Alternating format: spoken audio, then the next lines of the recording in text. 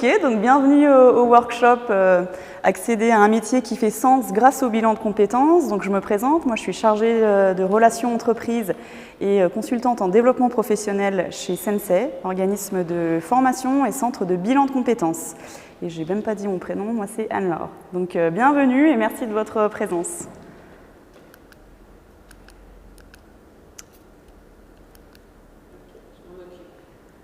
Donc on va passer un petit temps ensemble pour déjà vous faire le point et vous aider à identifier si vous êtes dans une situation qui nécessite de faire un point, c'est-à-dire un point sur votre parcours professionnel, votre situation professionnelle et peut-être aussi l'équilibre vie professionnelle, vie personnelle. Est-ce que tout ceci vous convient ou est-ce que vous vous posez certaines questions ? Je vais vous donner aussi quelques exemples de personnes qui ont réussi à changer de projet professionnel, donc des personnes qui sont passées, qui ont été accompagnées par nos consultants et qui ont changé de vie. Comme ça vous donnera aussi des exemples un petit peu concrets sur la façon dont on s'est passé et l'accompagnement qui a eu lieu. Et également vous présenter le bilan de compétences que nous utilisons chez Sensei. Alors comment identifier que l'on n'est plus épanoui dans son travail ? Déjà, il va y avoir plusieurs signes. Ça peut être des signes, est-ce que quand on se lève le matin, c'est difficile? Est-ce qu'on s'ennuie? Est-ce qu'on y va? Est-ce qu'on est stressé? Est-ce que il y a une perte de motivation, peut-être une perte de sens? Et puis évidemment, ça peut aller jusqu'au fameux mal de dos aussi, très répandu malheureusement. Tous ces signes, ça va être finalement des signes avant-coureurs qui vont nous dire je me sens peut-être plus vraiment à l'aise, plus à ma place dans mon travail, ou en tout cas, j'arrive pas à être à être bien à ma place dans mon lieu de travail. Donc il y a l'exemple de Carole qu'on a accompagnée ces derniers mois, qui elle-même se définissait en chien fou, c'est-à-dire qu'elle avait cumulé plusieurs expériences professionnelles plutôt courtes. Et les CDI qu'elle avait, elle restait pas dans son poste parce que, en fait, elle essayait plusieurs expériences et à chaque fois, elle disait, c'est pas ce qu'il me faut, j'ai pas trouvé, donc c'est pas grave, je recommence un nouveau travail. Donc, elle trouvait du travail dans la logistique, la restauration, etc., parce qu'elle avait une bonne relation client. Mais à chaque fois, elle revenait un peu déçue en disant, en fait, c'est pas là que j'ai envie d'aller, c'est pas la bonne voie. Jusqu'au jour où elle s'est dit, je vais peut-être me poser et prendre le temps de réfléchir à ce que j'aime. Et de réfléchir aussi aux compétences que j'ai, mais celles que j'ai envie d'utiliser. Parce qu'il y a une différence entre les compétences qu'on a et les compétences dont on a envie de se servir. Parce qu'il y a des choses qu'on sait très bien faire, pour autant on n'a pas forcément envie de les faire ou ça ne nous fait pas plaisir de les utiliser.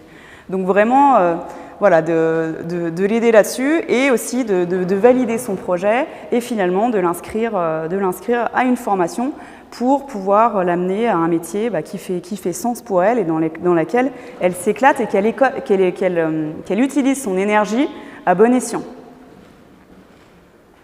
Il y a aussi l'exemple de Juliette qui travaillait dans la restauration et qui était également vendeuse, donc avec un très bon relationnel. Mais le problème, c'est qu'aujourd'hui, elle a changé de vie, jeune maman, elle avait des problèmes d'horaire, donc équilibre vie pro, vie perso qui ne lui convenait plus du tout, et vraiment cette envie de changement. Et pour ça, elle a eu besoin d'être accompagnée pour gagner aussi en confiance et d'avoir le courage de sauter le pas aussi. Pour pouvoir créer sa micro-entreprise. Alors elle souhaitait être décoratrice d'intérieur, donc gros changement.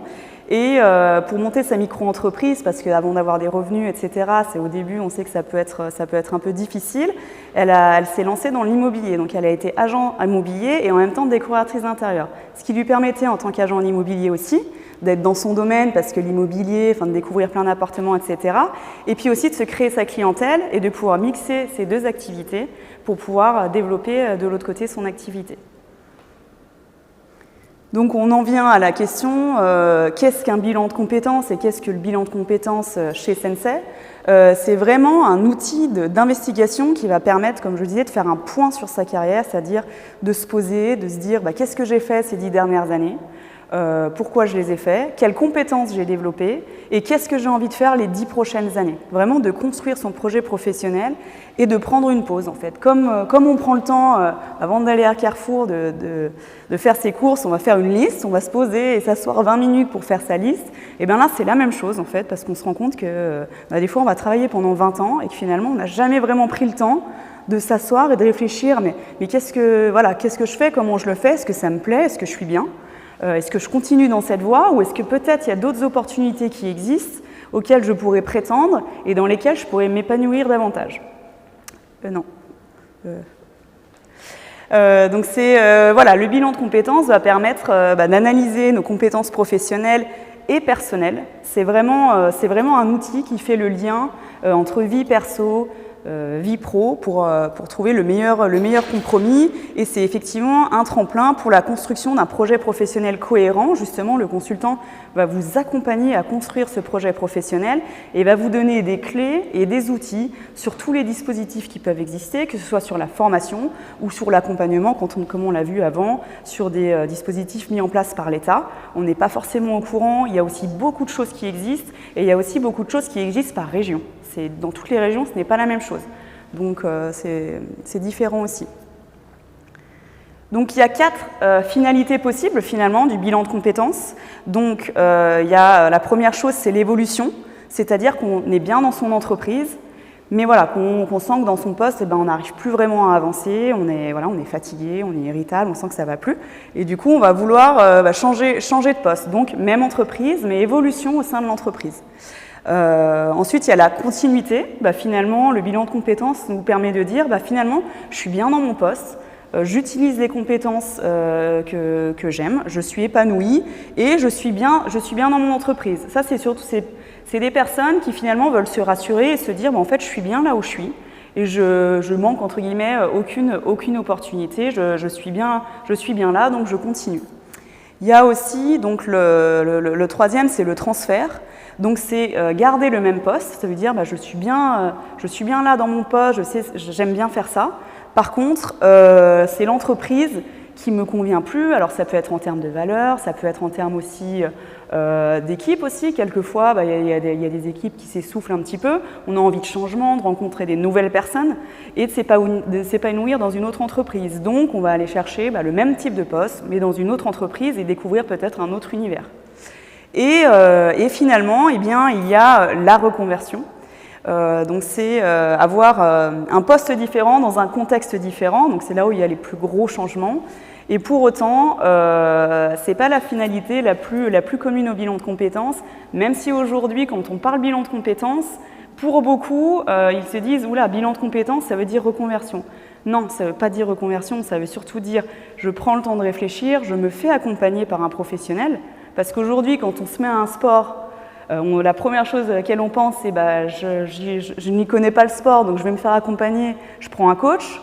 Pour autant, dans sa vie professionnelle, on passe les 3/4 de sa vie au travail et on ne va pas se dire tiens, je vais me faire accompagner par un professionnel de l'évolution de la carrière, un consultant en développement professionnel, alors qu'on y passe quasiment toute notre vie. Donc voilà pour ça. Pour la reconversion, effectivement, finalement, ça représente en pourcentage qu'une infime partie de gens. Alors, il y a 3 étapes clés dans un bilan de compétences. Donc, il y a d'abord l'entretien préalable et la phase préliminaire. Donc ça va être vraiment la partie où on va contextualiser votre situation et apprendre aussi à vous connaître, savoir quelle est aujourd'hui votre situation, est-ce que vous êtes parent, quelles sont vos contraintes, quelles sont vos envies, quelle est votre géocalisation, est-ce que vous êtes mobile, est-ce que là où vous vivez, vous souhaitez garder votre cadre de vie en termes de géographie, et est-ce que c'est ce secteur-là que vous visez? Et ensuite, il va y avoir la phase d'investigation qui est vraiment la plus grosse phase. Donc c'est vraiment la phase d'introspection. Donc il va passer par le passage de plusieurs tests psychotechniques aussi, sur lesquels le consultant va venir s'appuyer pour aussi vous aiguiller et vous donner des tendances ou en tout cas des réflexions à avoir sur vous. Il va vous challenger un petit peu, à vous poser des questions auxquelles vous n'auriez pas pensé, qui va vous permettre d'ouvrir un peu le champ des possibles sur votre réflexion et sur la réflexion de votre profession. Ça va être également la phase où vous allez partir en enquête métier. C'est-à-dire que si vous avez un métier qui vous donnait envie, 1 ou 2 métiers, et vous allez partir en enquête métier, c'est-à-dire rencontrer ces professionnels-là et lui poser tout un panel de questions pour essayer de savoir est-ce que c'est le métier que j'ai envie de faire, quelles sont les contraintes horaires, quel type de management, quel type d'équipe il y a, est-ce que vraiment ça pourrait me correspondre. Et ça, ces enquêtes métiers, ça fonctionne.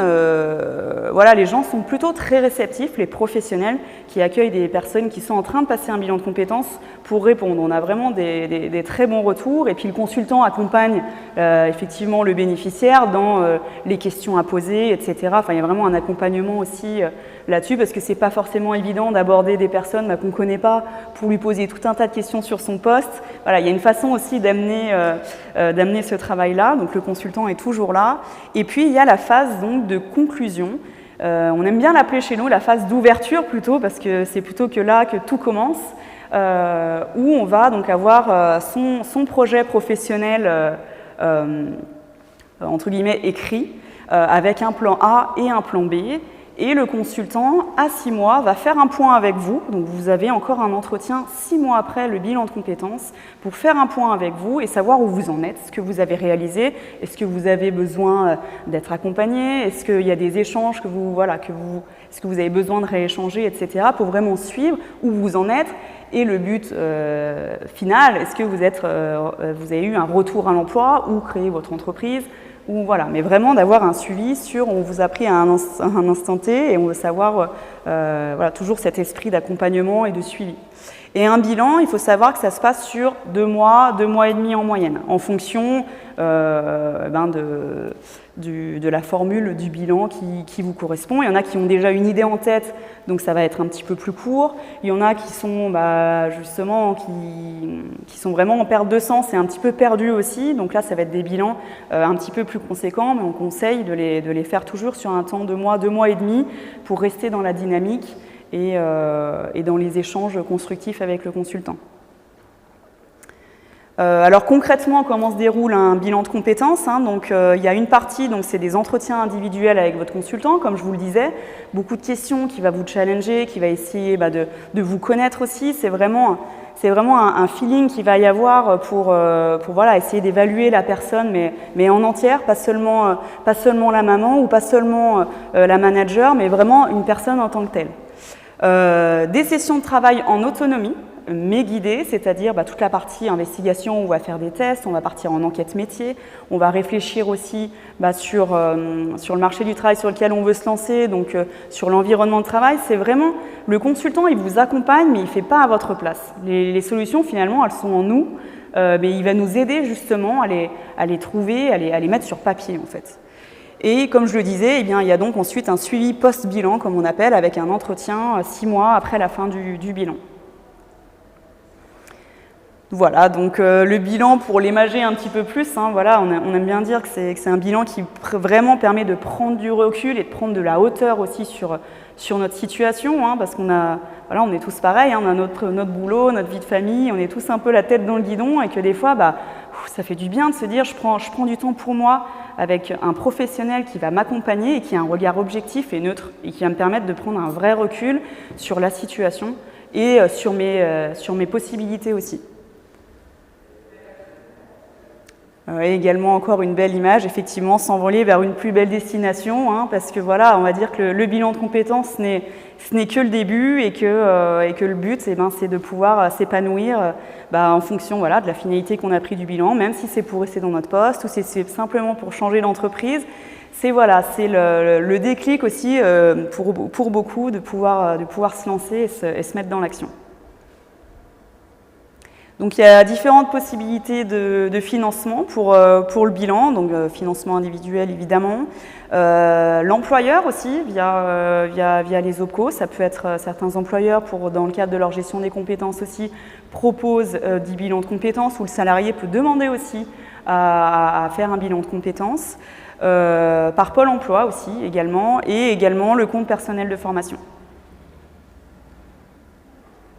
Eh bien, merci beaucoup de votre attention et de votre présence. Et puis, je vous invite à me retrouver du coup sur notre stand ou à retrouver Cathy, consultante en développement professionnel, pour en discuter un petit peu plus en détail et en face à face. En attendant, si vous avez des questions, n'hésitez pas.